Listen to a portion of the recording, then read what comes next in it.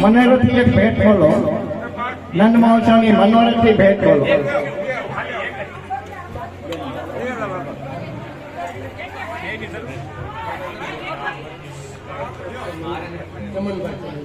એ જમનભાઈ શંભુભાઈ મનોરથી 501 રૂપિયો આપી નંદ મહોત્સવ નંદ ઘેરે આનંદ ભાઈઓ